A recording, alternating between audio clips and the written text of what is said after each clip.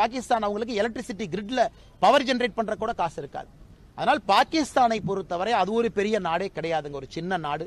இந்தியாவுடைய பொருளாதார திறன்ல 12ல் ஒரு மடங்கு ஒரு பங்கு இருக்கக்கூடிய நாடு. அதனால் பாகிஸ்தான் அவர்கள் முடிவெடுத்துக் கொள்ள வேண்டும். இந்தியாவோட தொடர்ந்து இந்த மாதிரி ஒரு விஷயத்துக்கு வர்றாங்க, அவங்க எக்ஸ்கலேட் பண்றாங்க, அவங்க சிவிலியனை கொள்றாங்க, அவங்க மிலிட்டரி இன்ஃப்ராஸ்ட்ரக்சர் அடிக்கிறாங்கன்னா பாகிஸ்தான் என்கின்ற நாடு வரைபடத்தில் இருக்காது என்பது என்னை போன்ற சாதாரண மனிதர்கள். ஏன்னா நம்ம அவ்வளவு பலமா இருக்கும், நம்ம நினைச்சோம்னா பாகிஸ்தானை ஒண்ணுமில்லாம பண்ணிடலாம். ஆனாலும் மோடி அவர்கள் அறத்தின் அடிப்படையில் அந்த போர் இருக்கு. நம்ம பாகிஸ்தானை எதையுமே போய் தாக்கலையே, நம்ம மிசைல் விட்டு பாகிஸ்தானுடைய மிலிட்டரி இன்ஃப்ரா எதுவுமே அடிக்கல. அவங்க ட்ரோன் அடிக்கிறதுனால நமக்கு வேற வழி இல்லை.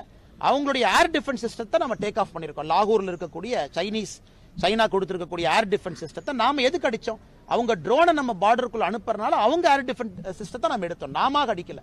அதனால இப்பொழுதும் பாகிஸ்தான் கையில தான் இருக்கு.